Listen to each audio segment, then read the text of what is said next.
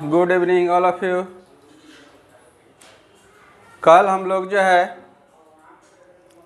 Chemical classification में जो है प्योर सब्सटेंसेज देख रहे थे। प्योर सब्सटेंसेज में आपका जो है एलिमेंट हो गया था। एलिमेंट को बताए थे कि एलिमेंट को 3 वर्गों में डिवाइड करते हैं, विभाजित करते हैं, यानी धातु, अधातु और उपधातु, ठीक ना। अब इसके बाद जो नेक्स्ट हम लोग को देखना है कंपाउंड। क्या देखना है? कंपाउंड यानी यौगिक।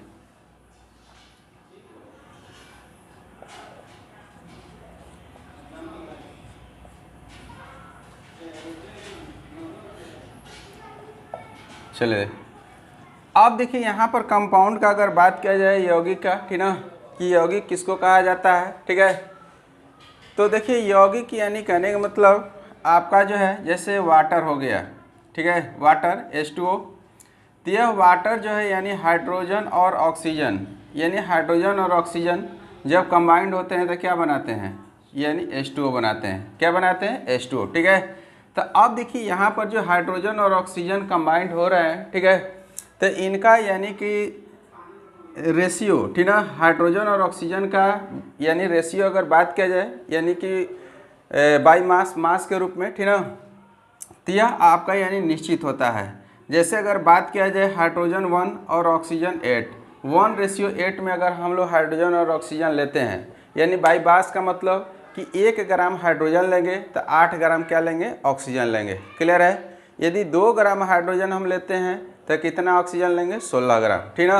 यानी 1:8 में आपका हाइड्रोजन और ऑक्सीजन होना चाहिए, ठीक है। जब यह आपस में कंबाइंड होंगे यानी संयोग करेंगे तो अब आपका जो निर्माण होगा जिस पदार्थ का, उसको हम लोग क्या कहते हैं, यौगिक कहते हैं। क्या कहते हैं? यौगिक। तो यहाँ पर H2O आपका क्या हो गया, यौगिक हो गया। क्लियर है? तो अब यानी H2O का जब निर्माण हो रहा है तो इसमें 2 तत्व भाग ले रहे हैं, एक आपका जो है हाइड्रोजन और दूसरा जो है ऑक्सीजन, ठीक है। तो हाइड्रोजन और ऑक्सीजन यानी कहीं भाग ले रहे हैं तो इनका जो रेशियो है वो क्या है, निश्चित है। क्या है? निश्चित है, ठीक है, यानी 1:8। अगर इसका रेशियो आप चेंज कर दें, 2:8 कर दें, ठीक ना, 2:10 कर दें, तो उस कंडीशन में आपका जो है यानी कंपाउंड का फॉर्मेशन नहीं होगा, यानी H2O का फॉर्मेशन नहीं होगा, ठीक है। यह तभी होगा जब आपका 1:8 में हो बाई मास। यानी कहने का मतलब अगर हाइड्रोजन 1 ग्राम ले तो ऑक्सीजन कितना, 8 ग्राम। यदि हाइड्रोजन 2 ग्राम ले तो ऑक्सीजन कितना, 8 ग्राम, ठीक ना, यानी 1:8 के रूप में होना चाहिए। क्लियर है? तो आपका यानी फिक्स्ड रेशियो में अगर कंबाइंड करेंगे तो जो पदार्थ बनेगा उसको हम लोग क्या बोलेंगे, यानी यौगिक बोलेंगे। क्या बोलेंगे? यौगिक, ठीक ना। अब देखिए एक और एग्जांपल देख लीजिए, जैसे कार्बन हो गया, ऑक्सीजन हो गया, ठीक ना। जब यह कंबाइंड करते हैं तो आपको पता है कि CO2 बनता है। क्या बनता है? CO2, ठीक है। तो यह CO2 यानी कहने का मतलब कब बनेगा, तो यह आपका 3:8 इस कंडीशन में बनेगा, ठीक है। तो 3:8 का मतलब कि आपका अगर 3 ग्राम ऑक्सीजन है, ठीक ना, तो अब यानी कहने का मतलब इसका जो है 3:8 का अगर बात किया जाए तो 3 गुना, यानी कहने का मतलब क्या है, आपका कार्बन है तो आपका 8 गुना क्या होगा, उसका कार्बन के ऑक्सीजन होगा, ठीक है। जैसे यहाँ पर अगर बात किया तो कार्बन कितना है, यानी 12 हो गया, ऑक्सीजन कितना हो गया, 32, ठीक है। तो यानी इसमें 4 का कॉमन ले लीजिए तो 3:8 यही आ गया। तो यहाँ पर यानी कहने का मतलब अगर आपका 12 ग्राम क्या है, ठीक है, अगर 12 ग्राम क्या है यानी कि कार्बन है तो 32 ग्राम क्या होना चाहिए, ऑक्सीजन होना चाहिए, ठीक है। तो या इसको हम कॉमन ले लिए तो 3:8। तो 3:8 के रूप में अगर कार्बन ऑक्सीजन रहेगा तब आपका क्या होगा, CO2 बनेगा। क्या बनेगा? CO2। अब यहाँ 4 अगर 8 कर दें तो अब आपका जो है CO2 का निर्माण नहीं होगा। क्लियर हो गया? तो अब यानी कहने का मतलब कंपाउंड का यौगिक का निर्माण तभी होता है जब 2 या 2 से अधिक तत्व, ठीक ना, एक निश्चित अनुपात में क्या करें, संयोग करें, ठीक है। तो जिस पदार्थ का निर्माण होगा वो क्या कहलाएगा, यौगिक कहलाएगा। क्या कहलाएगा? यौगिक, ठीक है। अब देखिए यौगिक का अगर बात किया जाए तो इसमें जो घटक कण है, ठीक ना, अवयवी कण है,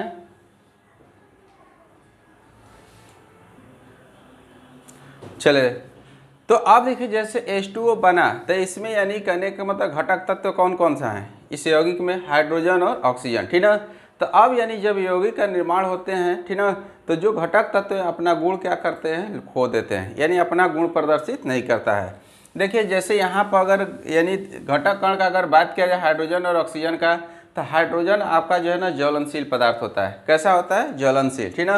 और जबकि यानी कहने के मतलब ऑक्सीजन का अगर बात किया जाए तो यह आपका ज्वलन में क्या करता है? सहायक होता है। यानी जो किसी पदार्थ को अगर जलाना है तो आप लोगों को पता है कि ऑक्सीजन का क्या है, यानी बिना ऑक्सीजन के वह नहीं जल सकता है। यानी जलने में क्या करता है? सपोर्ट करता है। क्या करता है? सपोर्ट करता है, ठीक ना।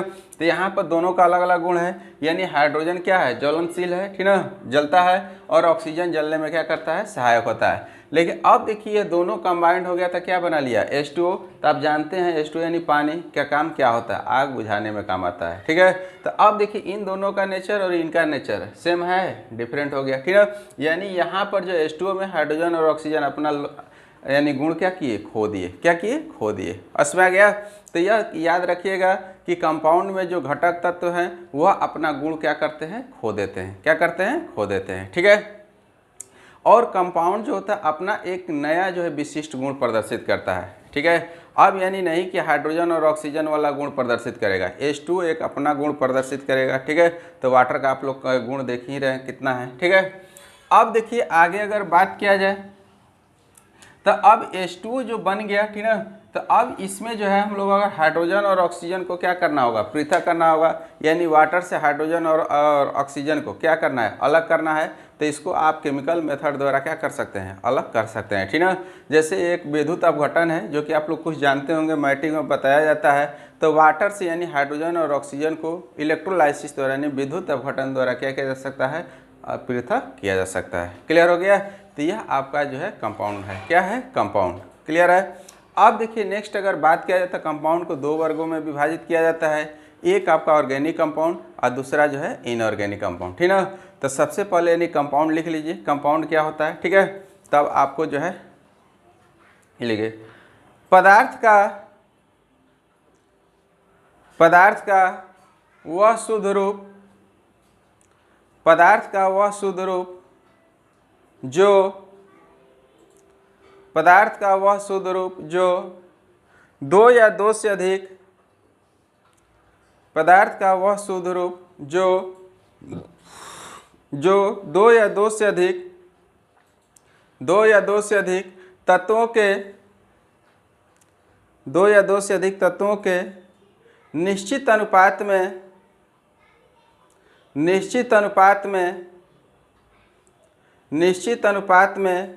संयोग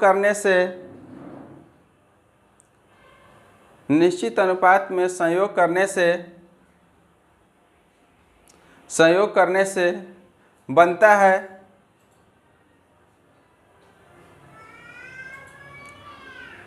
है तथा इनके अवयवी तत्वों को, अवयवी देख के लिख लीजिए, अवयवी तत्वों को रासायनिक विधियों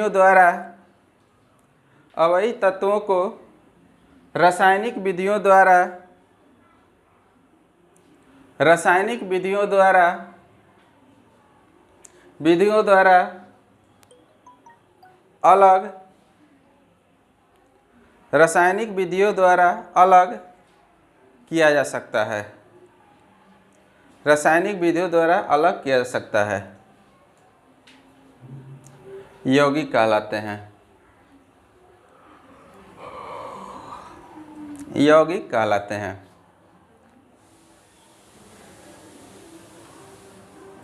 ठीक है। नेक्स्ट लिखिए, जैसे एग्जाम्पल में लिख लीजिए, जैसे जल में हाइड्रोजन तथा ऑक्सीजन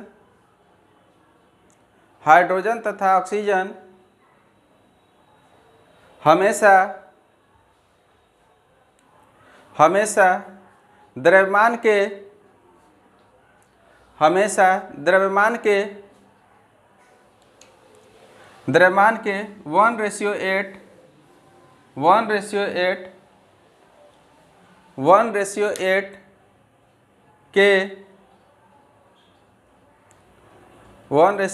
के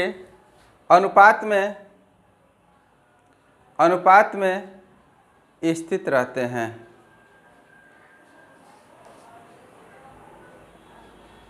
अनुपात में स्थित रहते हैं। हो गया। चलिए एक लाइन नीचे स्टार्ट करके लिख लिया जाता। यौगिक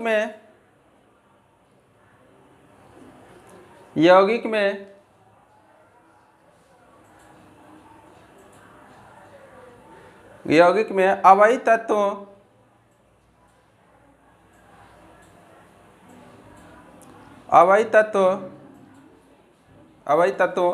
अपना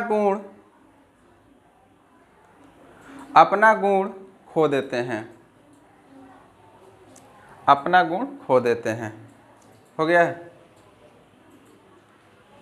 खो देते हैं। चलिए अब नीचे लिख लिए। यौगिकों को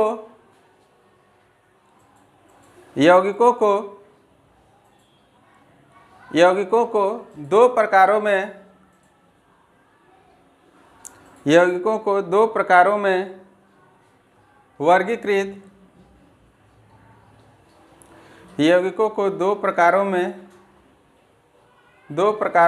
वर्गीकृत किया जाता है।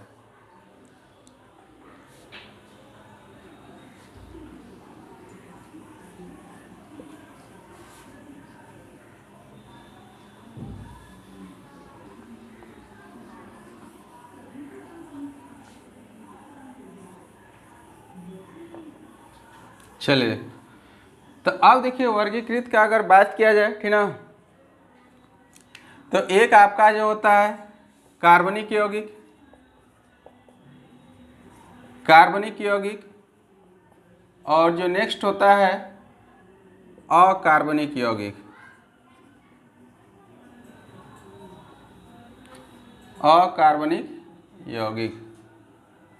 ठीक है, यानी एक जो होता है कार्बनिक यौगिक होता है, दूसरा जो होता है अकार्बनिक यौगिक। ठीक ना। तो अब देखिए कार्बनिक यौगिक किसको बोला जाता है, ठीक ना। कार्बनिक यौगिक का अगर बात किया जाए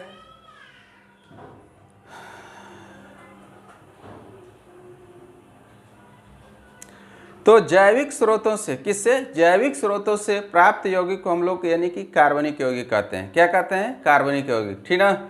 जैविक स्रोत यानी कहने का मतलब लिविंग ऑर्गेनिज्म से। ठीक ना। जैसे अगर बात किया जाए यूरिया का नाम आप लोग सुने होंगे, ठीक ना। यूरिया का फार्मूला होता है NH2CO NH2। ठीक है। तो अब देखिए यूरिया का अगर बात किया जाए तो यूरिया जो है यानी कहने का मतलब ममेल के स्तनधारियों के यूरिन से यानी प्राप्त होता है। किससे प्राप्त होता है? स्तनधारियों के यूरिन से यानी मूत्र से प्राप्त होता है। ठीक है। तो अब यूरिन यानी कहने का मतलब यूरिन से प्राप्त होने के कारण इसका नाम क्या पड़ गया? यूरिया। ठीक ना। तो अब देखिए यूरिया का अगर बात किया जाए तो यूरिया का जो यानी सोर्स का अगर बात किया जाए तो क्या है? ममेल है यानी स्तनधारी है। तो स्तनधारी क्या होते हैं? जीव होते हैं। क्या होते हैं? जीव यानी लिविंग होते हैं। ठीक है। तो अब इसका सोर्स क्या है? लिविंग ऑर्गेनिज्म है। क्या है? लिविंग है। ठीक ना। अब देखिए आप एक और नाम सुने होंगे फॉर्मिक एसिड। ठीक है। तो फॉर्मिक एसिड जो है लाल चींटी से प्राप्त होता है। किससे प्राप्त होता है? लाल चींटी से। ठीक ना। तो लाल चींटी क्या है? लिविंग है। ठीक ना। तो इसका सोर्स यानी लिविंग होने के कारण अब यह फॉर्मिक एसिड कौन सा कंपाउंड कहलाएगा? Organic compound. क्या कहलाएगा? ऑर्गेनिक। ठीक ना। यूरिया भी यानी लिविंग से प्राप्त हो रहा है, इसलिए यह कैसा कंपाउंड होगा? ऑर्गेनिक यानी कार्बनिक यौगिक होगा। क्या होगा? कार्बनिक यौगिक। क्लियर है। तो अब यानी कार्बनिक यौगिक की अगर बात करें, अगर लिविंग सोर्स हो, जैविक स्रोत से जो भी कंपाउंड प्राप्त होगा, पेड़ से, पौधा से, जीव जंतु से, जो भी यानी कहने का कंपाउंड लिविंग सोर्स से प्राप्त होगा वह आपका कार्बनिक यौगिक कहलाएगा। ठीक ना। जैसे कार्बोहाइड्रेट आलू में मिलता है कि नहीं? फैट यानी कहने का मतलब घी में मिलता है। ठीक है।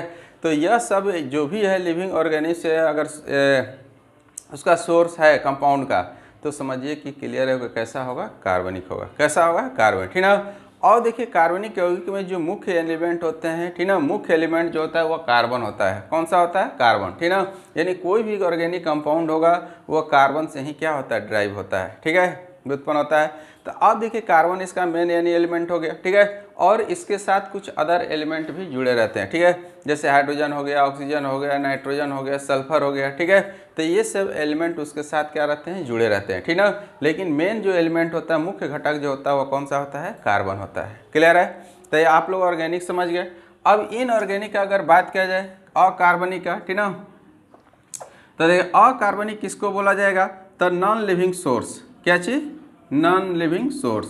तो यानी जिस यानी कंपाउंड का सोर्स क्या हो, नॉन लिविंग हो, क्या हो, नॉन लिविंग, ठीक ना, यानी कि निर्जीव हो, ठीक है, तो वह आपका, ठीक ना, कंपाउंड क्या कहलाएगा, इनऑर्गेनिक, अकार्बनिक कहलाता है, ठीक है।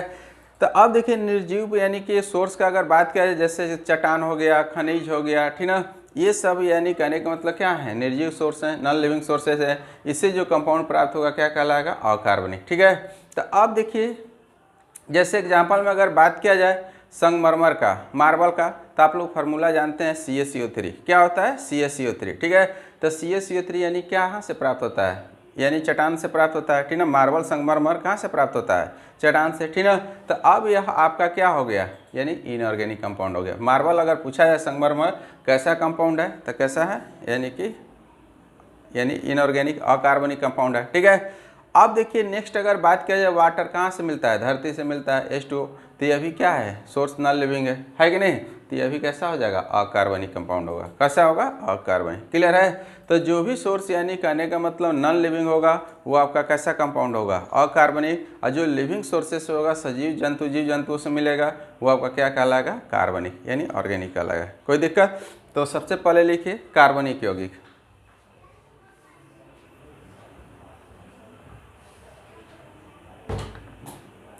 ठीक है, लिखिए जैविक स्रोतों से जैविक स्रोतों से जैविक स्रोतों से प्राप्त यौगिकों जैविक स्रोतों से प्राप्त यौगिकों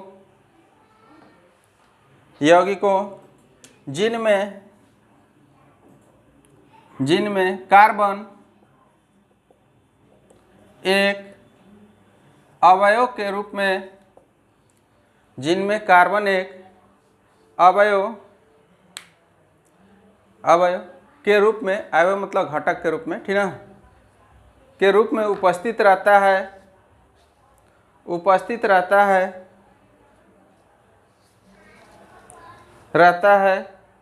कार्बनिक यौगिक कहलाता है।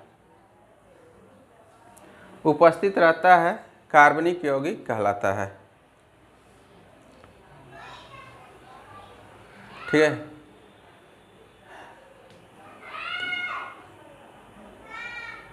कार्बन के अलावा, इसमें लिख लीजिए, इसी में आगे, कार्बन के अलावा कुछ अन्य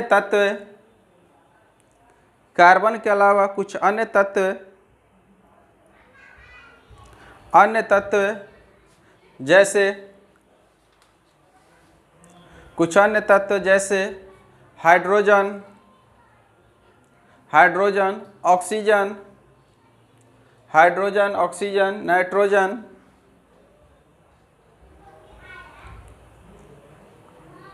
नाइट्रोजन, ठीक है, हैलोजन इत्यादि भी उपस्थित रहते हैं।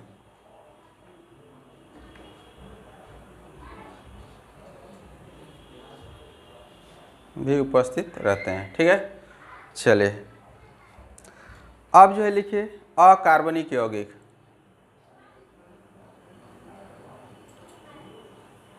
अकार्बनिक यौगिक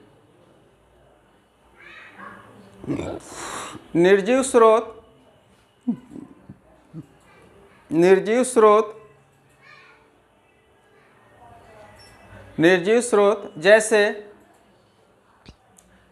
स्रोत जैसे खनिज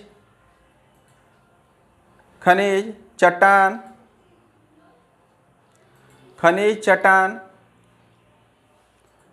आदि से प्राप्त यौगिकों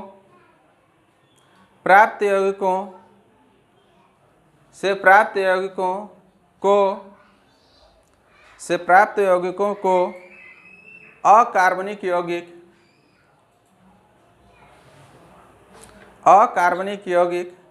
कहते हैं। जैसे संगमरमर,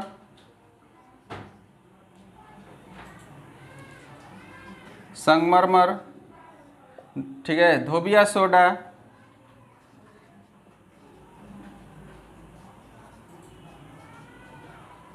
ठीक है, धोबिया सोडा, मीठा सोडा,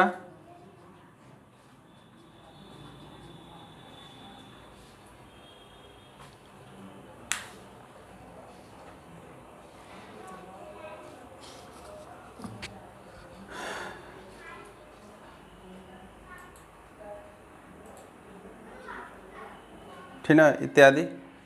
देखिए एक चीज़ आप लोगों को छूट गया, कार्बनिक यौगिकों का कुछ एग्जाम्पल, ठीक ना। तो कार्बनिक यौगिक जहाँ होगा, ठीक ना, इसका एग्जाम्पल भी आप लोग उसी में एडजस्ट कर लीजिएगा, ठीक ना, छूट गया है। जैसे अगर बात किया जाए आपका यूरिया हो गया, फॉर्मिक एसिड हो गया, ठीक ना, कार्बोहाइड्रेट हो गया, प्रोटीन हो गया, ठीक ना, फैट हो गया, ये सब जो है ना ऑर्गेनिक कंपाउंड है। कैसा है? ऑर्गेनिक कंपाउंड, ठीक है। तो उसी में आप लोग एडजस्ट कर लीजिएगा।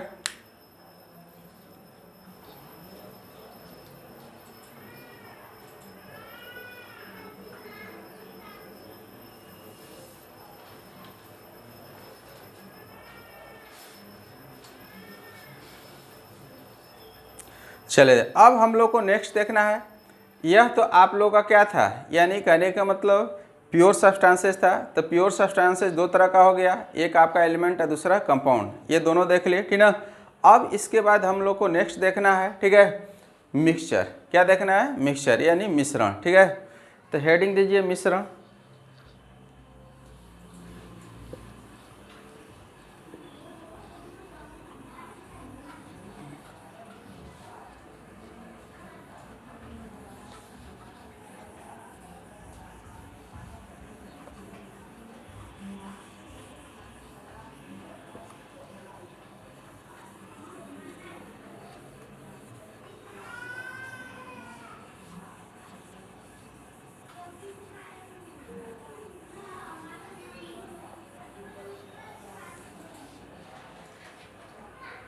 मिक्सचर, ठीक ना, मिश्रण,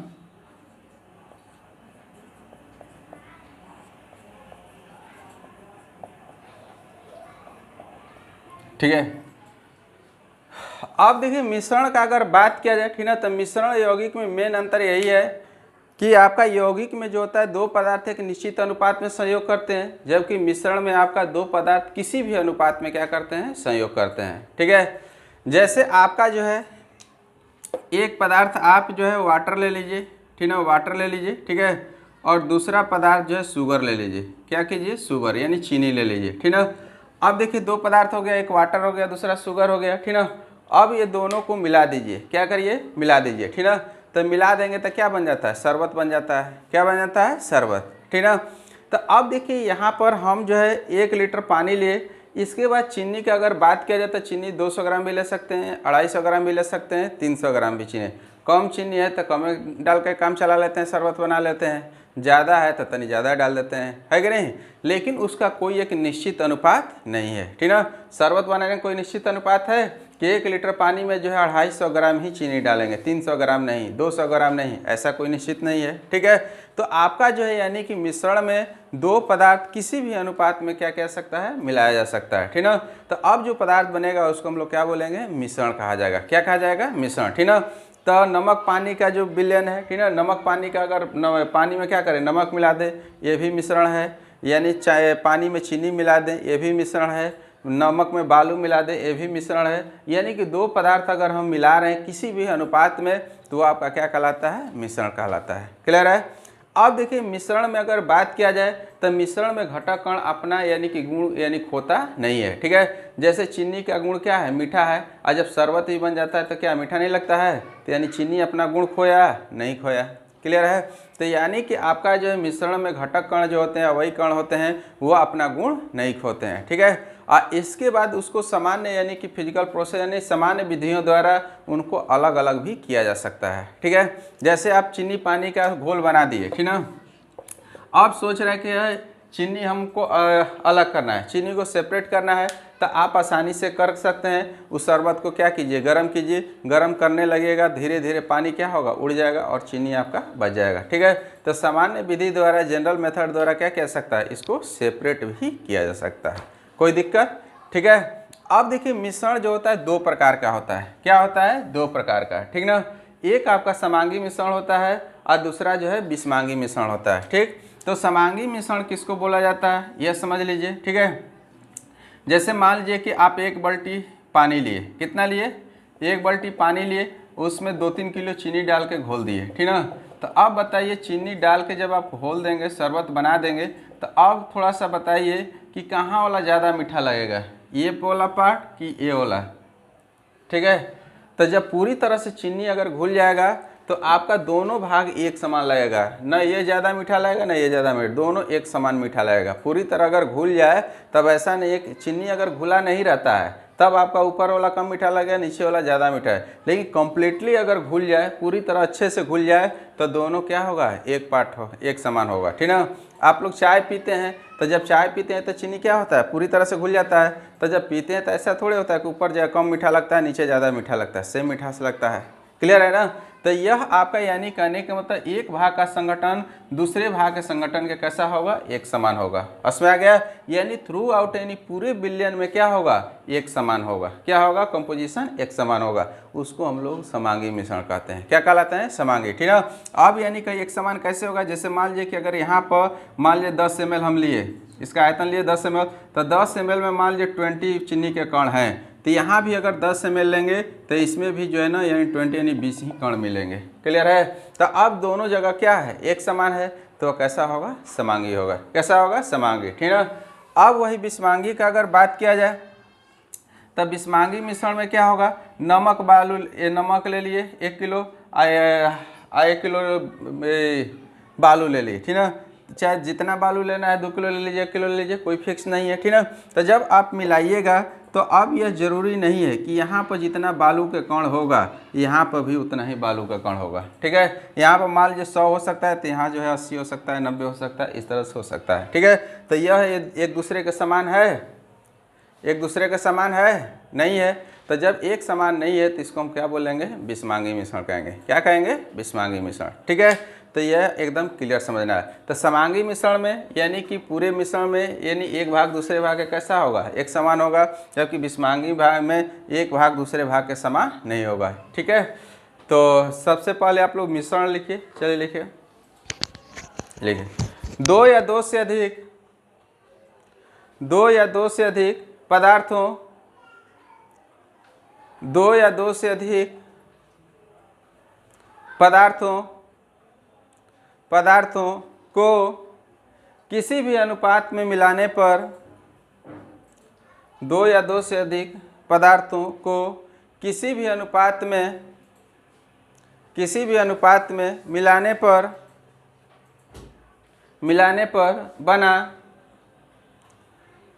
पर बना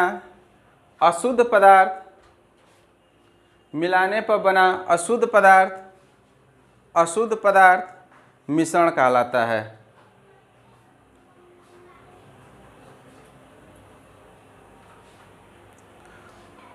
मिश्रण कहलाता है। ठीक है। चलिए नीचे स्टार देके लिख लीजिए। मिश्रण में अवयवी पदार्थों का, अवयवी मतलब घटक, यह समझना है। ठीक ना। जैसे शरबत है तो शरबत में अवयवी पदार्थ कौन कौन हो गया, चीनी और पानी। ठीक ना। तो चीनी एक घटक कण हो गया और पानी हो गया। ठीक है। अवयवी पदार्थों का गुण उपस्थित रहता है।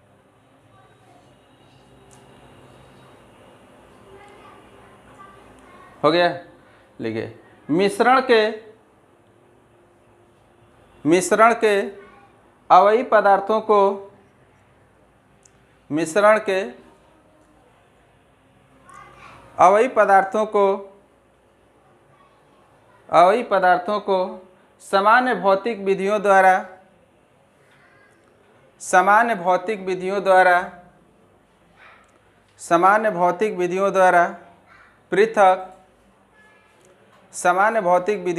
पृथक किया जा सकता है।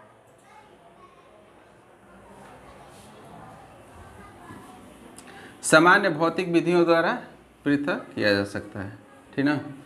चलिए देखें, तो अब यहाँ पर मिश्रण का अगर बात किया जाए, देखिए हम पानी ले लिए, एक अवयव हो गया, दूसरा चीनी ले लिए और दोनों को मिला देंगे तो क्या हो गया, शरबत हो गया। क्या हो गया, शरबत। तो शरबत आपका क्या हो जाएगा, मिश्रण हो जाएगा। क्या हो जाएगा, मिश्रण। क्लियर है। तो यह शरबत आपका क्या है, मिश्रण है। ठीक है, चलिए लिख लीजिए एग्जाम्पल में।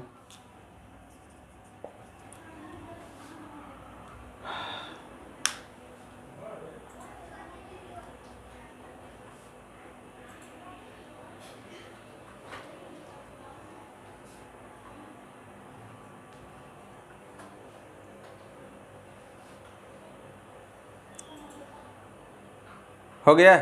चलिए अब नीचे लिखे, स्टार्ट देके लिखे। मिश्रण दो प्रकार के होते हैं। मिश्रण दो प्रकार के होते हैं। ठीक,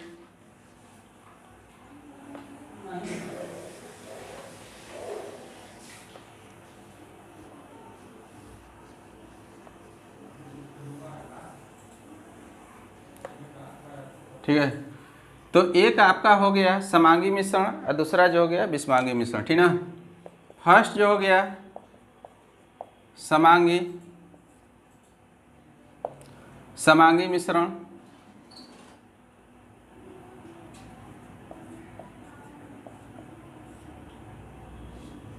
ठीक है।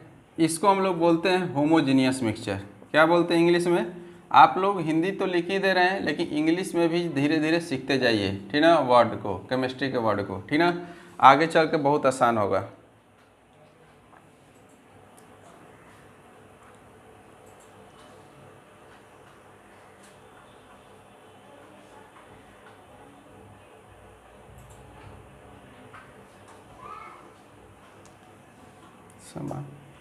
हो गया है।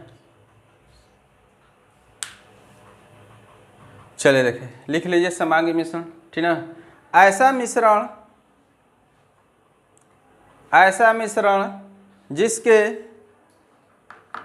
जिसके किसी भी भाग का संगठन, ऐसा मिश्रण जिसके किसी भी भाग का संगठन उसके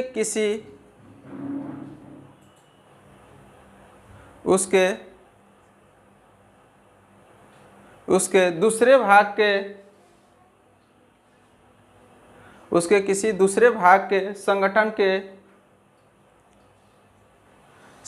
के समान होता है,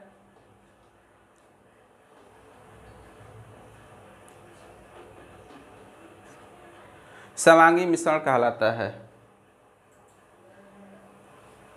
ठीक है, समांगी मिश्रण कहलाता है।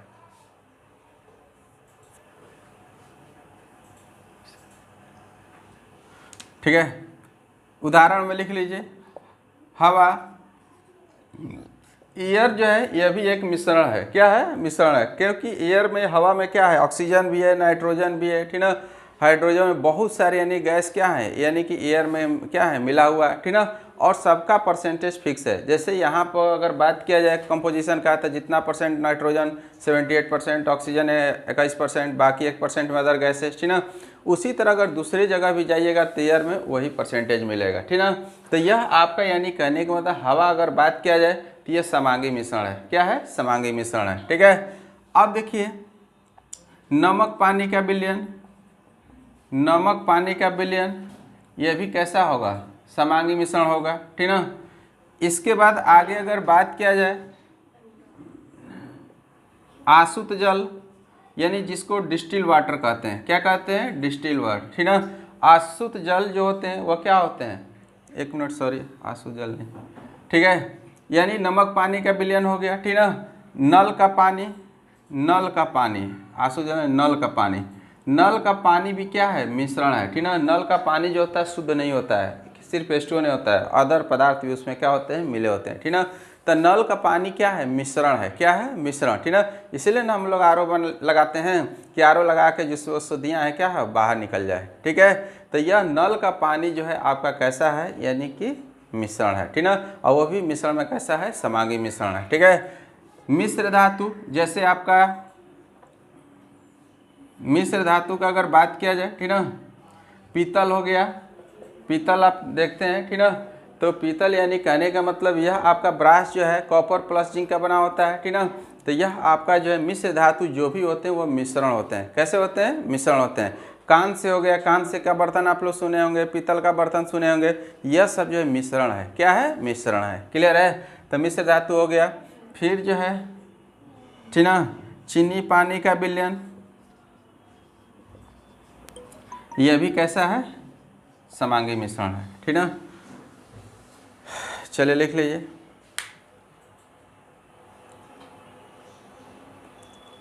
अब सेकंड लिखिए, विषमांगी मिश्रण।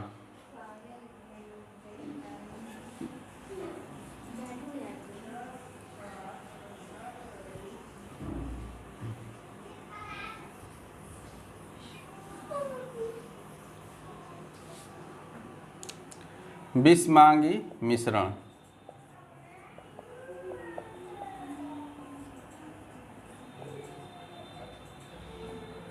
ठीक है। हेट्रोजीनियस मिक्सचर,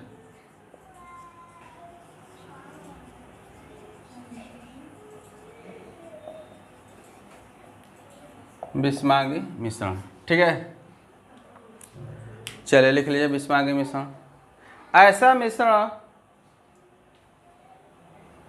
ऐसा मिश्रण जिसके, ऐसा मिश्रण जिसके विभिन्न भागों का संगठन, ऐसा मिश्रण जिसके विभिन्न भागों का संगठन, विभिन्न भागों का संगठन एक दूसरे से, एक दूसरे से, ठीक ना, भिन्न होता है, एक दूसरे से भिन्न होता है, भिन्न होता है, ठीक है। तथा तथा इनके अवयवी, अवयवी तथा इनके प्रत्येक अवयवी, तथा इनके प्रत्येक अवयवी अपने स्वयं के, अपने स्वयं के गुण प्रदर्शित करते हैं, स्वयं के गुण प्रदर्शित करते हैं, ठीक ना। चलिए देखें एग्जाम्पल में लिख लीजिए। रेत और नमक का मिश्रण, रेत माने क्या होता है, बालू, रेत और नमक का मिश्रण, ठीक है। अब देखिए हवा में धुआं, हवा जो था ना समांगी मिश्रण था, क्या था, समांगी मिश्रण, ठीक ना। लेकिन हवा में धुआं का अगर बात किया जाए तो यह आपका विषमांगी मिश्रण हो जाएगा, ठीक ना। तो अब देखिए जब धुआं निकलता है तो धुआं यानी देखे होंगे कहीं कम यानी घना रहता है, कहीं ज़्यादा घना रहता है, ठीक है। तो वह धुआं एक समान नहीं रहता है, ठीक ना, यानी कहने अलग अलग रहता है, ठीक ना। कहीं ज़्यादा घना मिलेगा, कहीं कम घना मिलेगा, कहीं एकदम पतला मिलेगा, ठीक है। तो अगर हवा में धुआं है तो वह समझ जाइए कि कैसा है, विषमांगी मिश्रण है, कैसा है, विषमांगी मिश्रण, क्लियर हो गया। तो यह आपका जो है मिश्रण हो गया, क्लियर हो गया। तो अब हम लोग यानी क्लासिफिकेशन ऑफ मैटर यानी अब तक पढ़ रहे थे, ठीक है। तो क्लासिफिकेशन ऑफ मैटर देख लिए, यानी द्रव्य का वर्गीकरण। तो द्रव्य का अगर बात किया जाए तो दो रूपों में वर्गीकृत किया जाता है, दो प्रकार से, ठीक ना। एक फिजिकल क्लासिफिकेशन यानी भौतिक वर्गीकरण के आधार पर, और दूसरा जो है रासायनिक वर्गीकरण के आधार पर, ठीक ना। तो भौतिक वर्गीकरण के आधार पर हम देखें कि द्रव्य तीन प्रकार के हो रहे थे, ठोस, द्रव, गैस, ठीक ना। रासायनिक वर्गीकरण के आधार पर देखें दो प्रकार के द्रव्य हो रहे थे, एक आपका शुद्ध पदार्थ है, दूसरा मिश्रण। शुद्ध पदार्थ दो तरह के थे, एक आपका जो क्या था, एलिमेंट यानी तत्व, दूसरा क्या था, यौगिक। तत्व जो है देखे, तत्व तीन प्रकार के, तत्वों को तीन प्रकार में वर्गीकृत किया गया, धातु, अधातु और अधातु, ठीक ना। वही यौगिक अगर बात करें दो प्रकार में वर्गीकृत किया गया, यानी कि कार्बनिक यौगिक और अकार्बनिक यौगिक, ठीक ना। अब मिश्रण का अगर बात किया जाए तो मिश्रण को यानी दो प्रकार में वर्गीकृत किया गया, एक समांगी मिश्रण और यानी मिश्रण का अगर बात करें तो दो रूपों में वर्गीकृत किया गया, ठीक ना। एक आपका समांगी मिश्रण और दूसरा जो है विषमांगी मिश्रण। क्लियर है। तो यह आपका जो था क्लासिफिकेशन ऑफ मैटर था, ठीक ना। तो इसमें जितने भी आप लोगों को हम बताए टोटल चीज़ आप लोग अपने दिमाग में बैठा लीजिएगा, ठीक ना, कि तत्व क्या है, यौगिक क्या है, मिश्रण क्या है, कार्बनिक यौगिक क्या है, अकार्बनिक यौगिक क्या है, ठीक ना, समांगी मिश्रण क्या होता है, विषमांगी मिश्रण क्या होता है, धातु क्या होता है, धातु क्या होता है, उपधातु क्या होता है, ठोस क्या है, द्रव क्या है, गैस क्या है। इन सब सारी चीज़ों को आप लोग को यानी इकट्ठे जो है दिमाग में क्या करना है, रखना है। यह केमिस्ट्री का बहुत ज़्यादा बेसिक है, समझ में आ गया। ये सब आपको पता होना चाहिए, ठीक ना, कि तत्व किसको बोलेंगे, यौगिक किसको बोलेंगे, है कि नहीं। आपका जो धातु किसको बोलेंगे, धातु किसको बोलेंगे, यह अगर आइडिया नहीं रहेगा, आपको ज्ञान नहीं रहेगा तो आगे क्या होगा, बहुत सारे दिक्कत होगा, ठीक ना। तो यह बहुत बेसिकली है, इसको आप लोग एकदम क्लियर दिमाग में रखिएगा, ठीक है। तो आज के लिए इतना ही, थैंक यू, ओके।